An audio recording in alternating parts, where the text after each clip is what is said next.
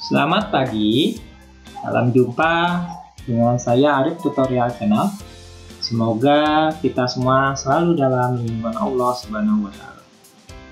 Pada kesempatan kali ini saya akan membagi materi ekonomi kelas 10 KD 3.2, menganalisis masalah ekonomi dalam sistem ekonomi. Pembahasan yang pertama adalah masalah pokok ekonomi. Yang kedua, pengertian dan fungsi sistem ekonomi. Yang ketiga, sistem ekonomi tradisional.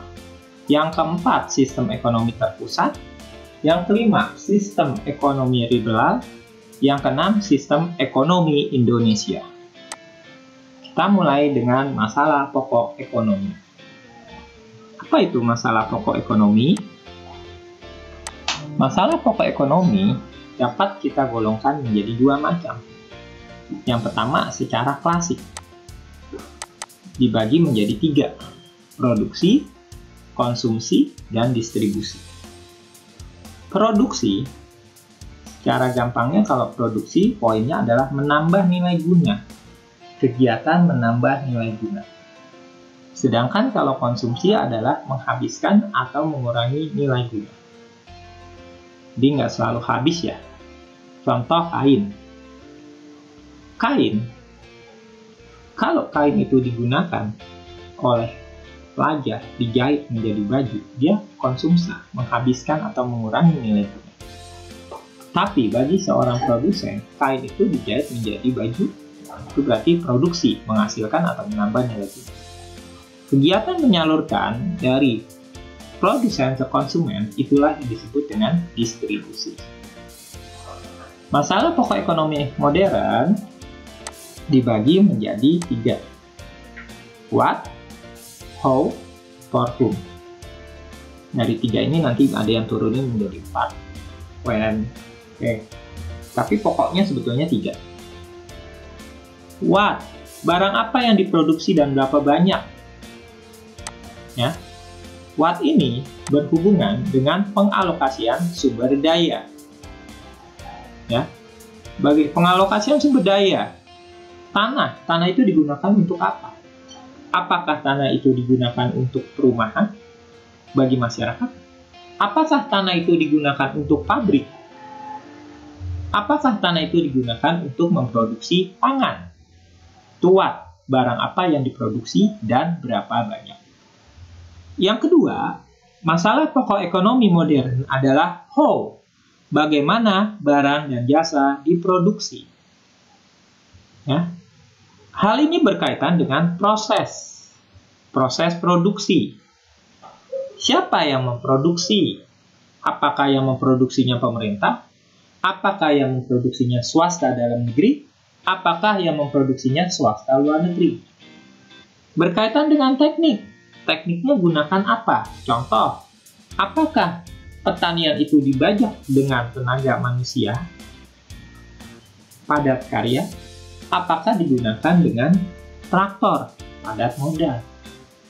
Itu masalah pokok ekonomi modern yang dulu. Setelah barangnya jadi, masalah yang ketiga adalah barang ini untuk siapa? For whom? Untuk siapa barang dan jasa diproduksi? For whom juga berkaitan dengan segmen pasar dan siapa yang menikmati.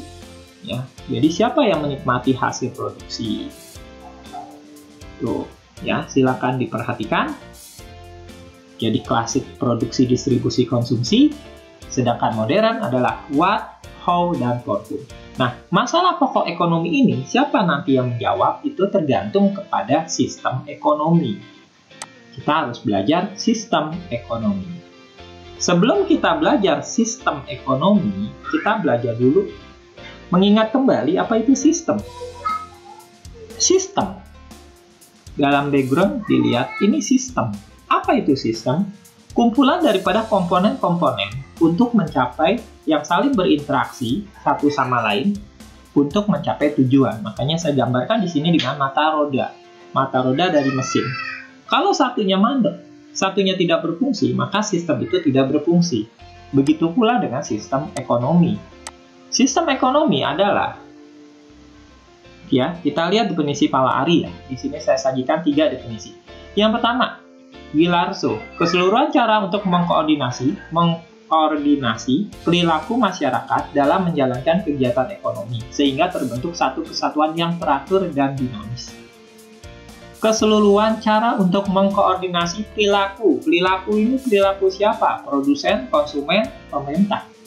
Dalam menjalankan kegiatan ekonomi. Ada di situ pelaturan, ada di situ perbankan. Yang kedua, definisi yang kedua adalah Gregory Grossman. Sekumpulan komponen yang terdiri atas unit-unit ekonomi. Unit ekonomi. Bank, produsen, konsumen, unit.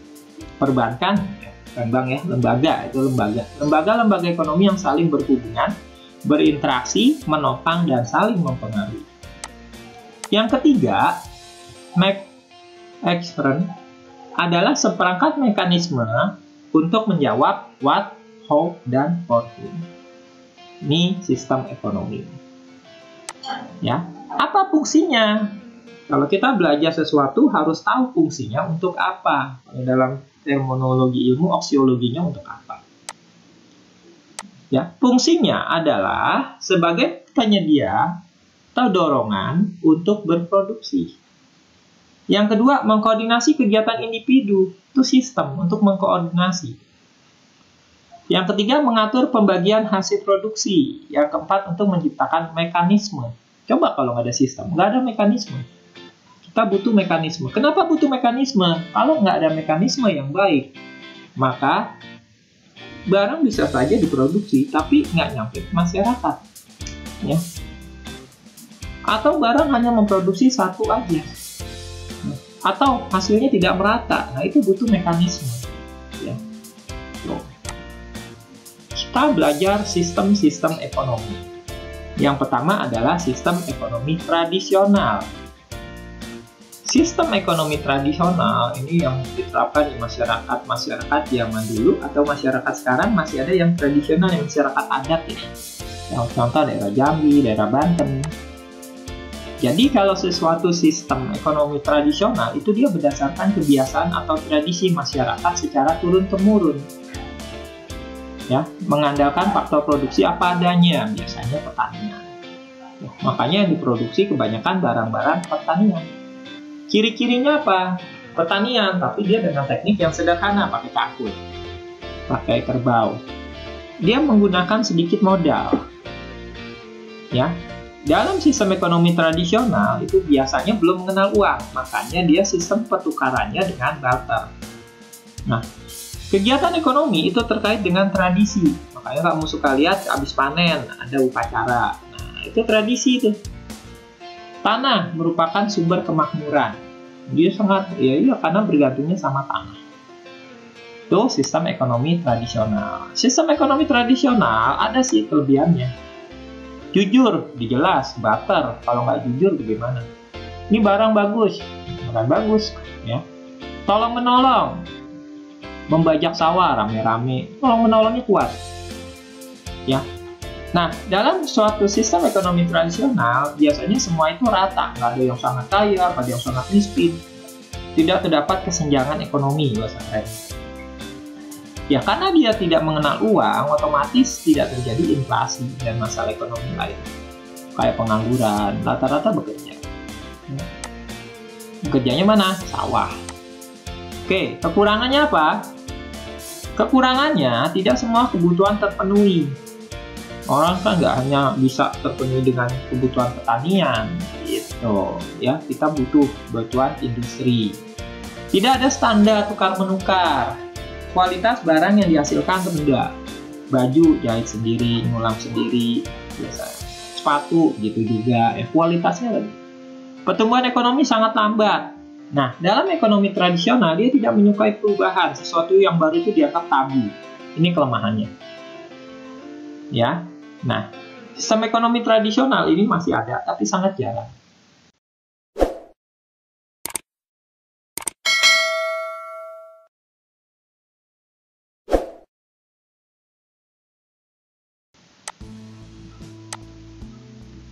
Yang kedua, kita belajar tentang sistem ekonomi komando. Sistem ekonomi komando adalah sistem di mana pemerintah memiliki kekuasaan yang dominan pada pengaturan kegiatan ekonomi. Jadi, seluruh kegiatan ekonomi itu diatur oleh pemerintah. Ciri-cirinya, dalam sistem ekonomi komando, sumber daya produksi dikuasai oleh negara. Individu itu sangat sulit untuk menguasai faktor produksi. What, how, for whom diatur pemerintah.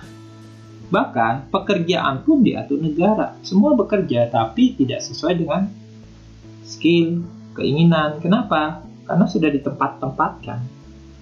Pemerintah mengatur ekonomi secara keseluruhan.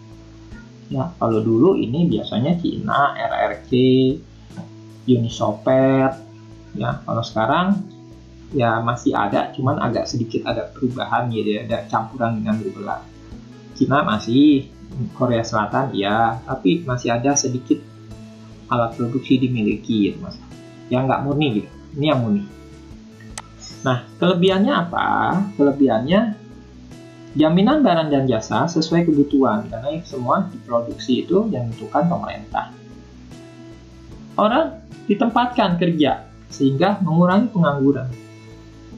Harga lebih stabil, ya, kan pemerintah yang menetapkan, dan terjadinya pemerataan. Tapi kekurangannya apa? Kekurangannya, misalnya mobilisasi yang cepat mengakibatkan kurangnya kebutuhan, perubahan yang cepat mengakibatkan kurangnya kebutuhan. Menghambat inovasi, nggak adanya inovasi dalam usaha, karena semua nggak ada produsen, nggak ada persaingan, jadi kurang inovasi. Menghambat kreativitas dan kebebasan masyarakat. Ya, sistem ekonomi komando, ya.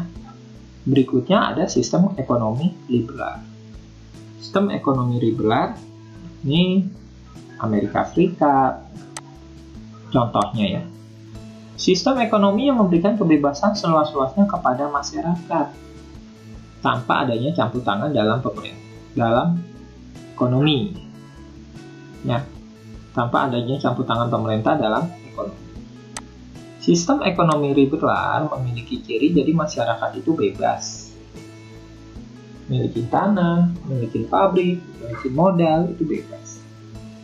What, how, for whom itu ditentukan oleh masyarakat. Nah, masyarakat bebas memiliki alat produksi. Makanya masyarakat dibagi menjadi dua. Yang memiliki alat produksi disebut pemilik modal. Yang tidak punya alat produksi disebut pekerja. Ya. Nah, ini ada dampak jeleknya di sini. Kita lihat. Timbul persaingan. Ciri-ciri timbul persaingan. Pemerintah tidak ikut campur tangan secara langsung dalam perekonomian. Ya, kelebihannya apa? Inisiatif dan kreativitas sangat dapat berkembang. Ya, yang nggak punya inisiatif ketinggalan. Tindakan selalu berdasar prinsip ekonomi. Kenapa? Biar untungnya banyak. Karena kan tujuannya profit. Persaingan untuk memproduksi barang bermutu. Karena adanya persaingan, kalau nggak saling melakukan perubahan, inovasi, ya adanya inovasi, nggak saling memperbaiki kualitas, maka barangnya nggak laku. Makanya cenderung negara-negara dengan sistem ekonomi liberal itu barang-barangnya bermutu, karena dia terus-menerus menciptakan barang yang bermutu. Kekurangannya apa? Kekurangannya yang modalnya kuat itu bisa membentuk monopoli. Jadi hanya terdapat satu produsen. Kekurangannya, karena ada pemilik modal, ada pekerja, itu kesenjangan atau ketidakmerataan ekonomi itu sangat timpang. Ya, yang kaya pemilik modalnya banyak, usahanya di mana-mana, yang pekerja sulit. Nah, sulitannya lagi, perekonomian mudah tidak stabil, harga, inflasi, gitu. Nah, sistem ekonomi Indonesia sebetulnya kita itu mencampur antara keduanya. Landasan hukumnya adalah pasal 33. Tentu saja dengan Pancasila ya. Pancasila jelas. Nah, kita harus tahu dulu pasal 33. Mungkin kalian sudah sering melihat koperasi. Itu ciri khas. Ciri khas dari sistem ekonomi Indonesia adalah koperasi. Perekonomian disusun sebagai usaha bersama berdasar atas asas kekeluargaan. Ini dasar koperasi. Ya. Cabang-cabang produksi yang penting bagi negara dan menguasai hajat hidup orang banyak dikuasai oleh negara. Makanya di Indonesia ada yang namanya BUMN, Badan Usaha Milik Negara. Listrik, bensin diproduksi oleh BUMN. Kenapa? Kalau diproduksi swasta dikhawatirkan tidak dapat dikonsumsi oleh seluruh masyarakat. Harganya menjadi naik. Pasal ketiga, bumi, air, kekayaan alam dikuasai negara dan dipergunakan sebesar-besarnya kemakmuran rakyat. Pasal 4, perekonomian. Nah ini, disimak. Perekonomian nasional diselenggarakan berdasar atas demokrasi. Demokrasi ekonomi. Berarti harusnya seluruh masyarakat, seluruh elemen itu berpartisipasi. Demokrasi ekonomi dengan prinsip kebersamaan. Kan? Berpartisipasi seluruhnya. Efisiensi, berkeadilan, berkelanjutan, berwawasan lingkungan. Jadi jangan rusak alam sebetulnya. Kemandirian serta dalam menjaga keseimbangan, kemajuan, dan kesatuan ekonomi nasional. Ya. Jadi jangan hanya produsen besar. Makanya dalam negara kita ada namanya UKM, usaha kecil menengah. Nah, kalau kita mau belajar ekonomi, memang kita harus belajar dulu pasal 33. Kalau kita mau memahami sistem ekonomi Indonesia. Nah, jadi tadi udah saya katakan yang diterapkan adalah sistem ekonomi Pancasila. Ya. Yang di dalamnya terdapat makna demokrasi ekonomi. Jadi sebetulnya harusnya seluruh masyarakat itu aktif terlibat langsung dalam kegiatan ekonomi. Ya. Setiap orang bisa memperoleh pekerjaan, dan setiap orang dapat menikmati barang dan jasa yang dibutuhkan. Terutama yang vital, listrik, makanya dikuasai oleh negara. BUMN, barang-barang yang penting bagi eksistensi negara dan kebutuhan orang banyak, tidak boleh diserahkan kepada pihak swasta. Ini dasar. Negara dapat membuat kebijakan, mengurus, mengatur, mengelola, dan mengawasi produksi strategis tersebut. Jika kekayaan tersebut dibiarkan begitu saja pada jatuh pihak yang salah, maka kemakmuran masyarakat dalam memanfaatkan kekayaan negara sulit terwujud. Ekonomi Indonesia kini banyak ditopang oleh industri dan perdagangan dengan fokus mayoritas di sektor ekspor. Saya kira ini sekilas dari saya, bisa didalami lagi. Terima kasih, sampai jumpa dengan pertemuan selanjutnya.